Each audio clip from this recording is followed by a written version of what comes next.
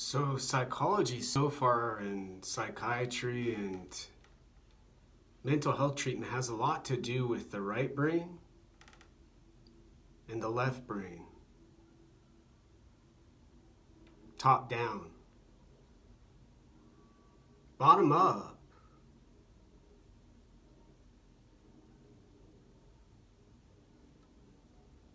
Has more recently been explained and published in Canadian Psychology and Psychiatry, the spontaneous brain being one memorable example that I've been able to read from the library. Or maybe I purchased it. I've spent thousands of dollars on books and just recently finally got a library card at the University of Washington. But Dr. Nordhoff has so far been the most helpful with trying to apply to graduate school, medical school. Back in the old days when I didn't really know what I was doing, I had to always remember, good gosh, maybe this recording isn't going to turn out good, or maybe the phone's going to fall when I get it closer so the volume's correct, because it's not so much the consciousness of seeing,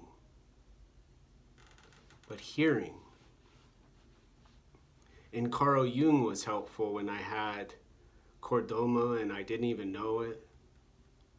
And maybe before chordoma when it maybe wasn't there and I was just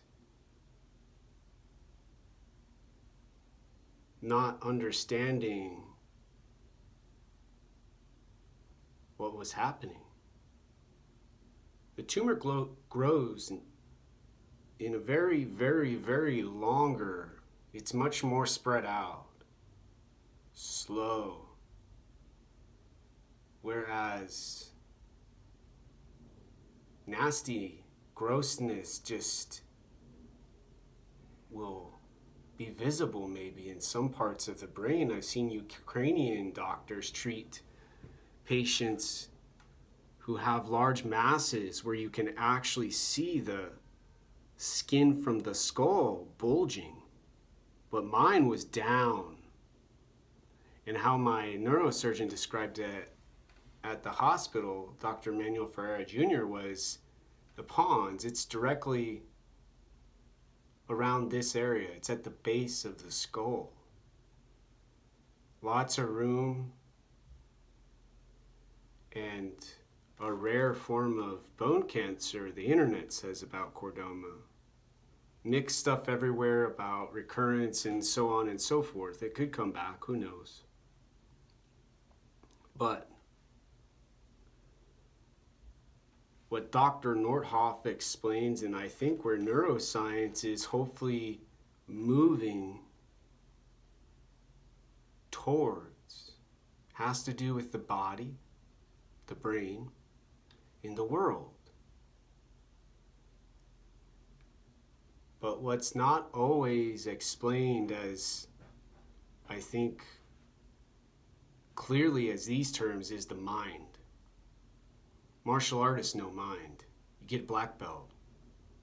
People who want to be United States military chaplain understand you got to have strong mind or these eyes are going to get worn out from crying, like I cried earlier. Not just from the work. That's helping. But the sadness of the memories of the friends and the loved ones who have died serving our country, the United States of America.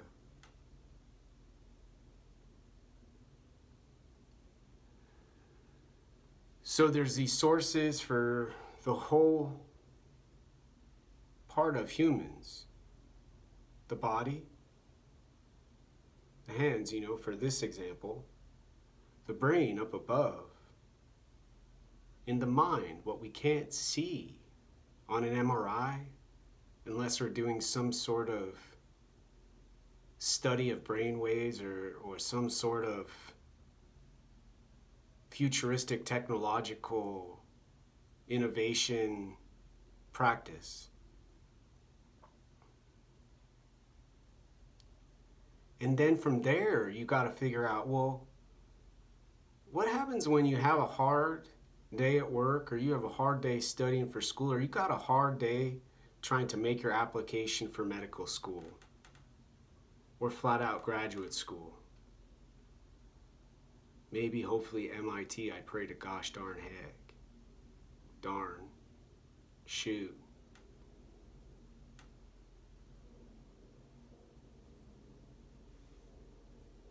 The brain has done all of this thinking, all of this working, all of this activity. Food's been eaten. There's no coffee left. Water. Nutrition, hydration are important.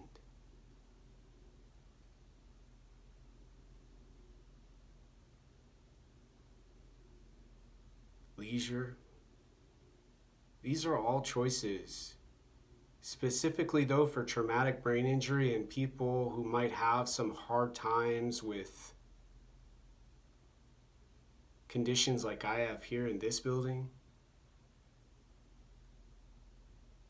Mantra, if you're Buddhist. Prayer, if you're a Christian, maybe for those you helped during the day or the work you did. Yoga, maybe, if you're a really excited, hot, sweaty mess on a Friday night like today. But for people like me, I think, who aren't afraid of these shadows right here, and don't get scared by fingers being pointed in our direction.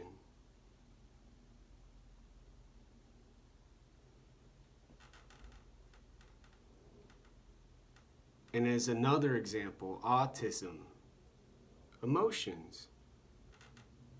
Autistic kids who know about themselves and their body and their brain, and aren't scared of the world because they got a good family like I do and my mom. Do these kinds of huggings for people who like martial arts, maybe like me, as a jiu-jitsu practice for self-defense. Maybe coming home from the grocery store here in Seattle, Washington, it's sometimes handy. You can't even shop sometimes without really keeping track, at least for me with double vision, because I get dizzy really easy and I'm always nervous to faint just out of freaking relief. Gosh darn relief. A candle helps sometimes. But these pauses and these rests are like meditation. The brain calms when you meditate. It's like Om Mani Padme Om Mani Padme Om.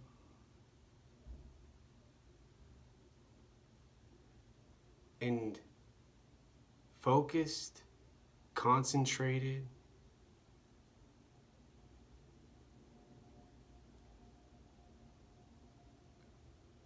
decision making,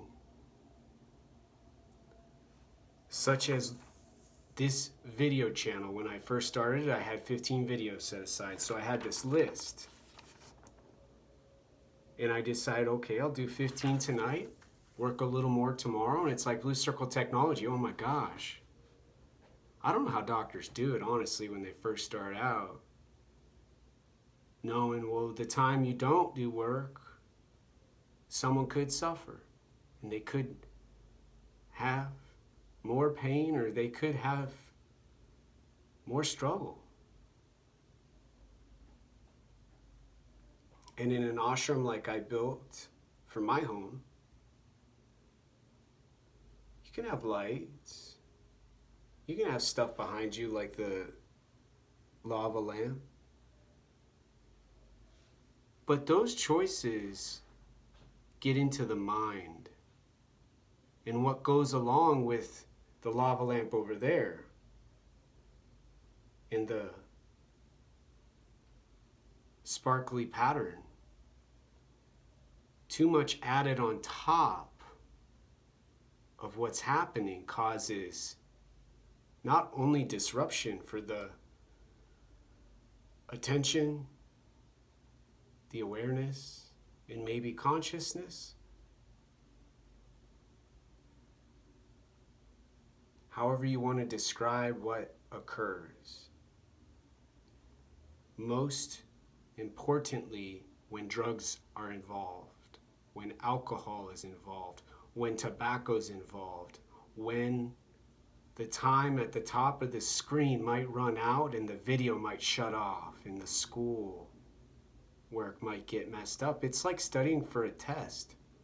Well, how do you stay calm before a test? Do you take 10 pills of Adderall for a whole week? Or do you prepare, discipline, and maintain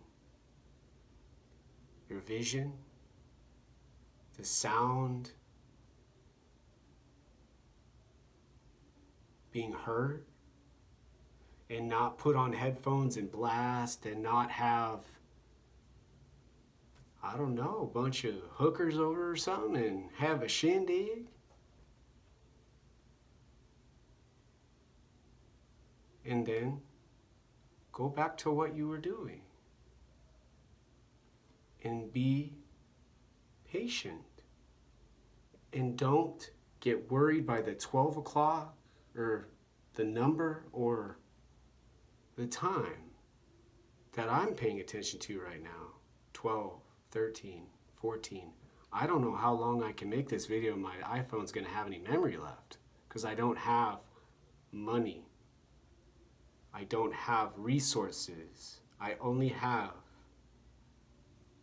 books, a brain, a body, and thankfully a mind to keep me safe, warm, well fed, and ready to go to war if necessary.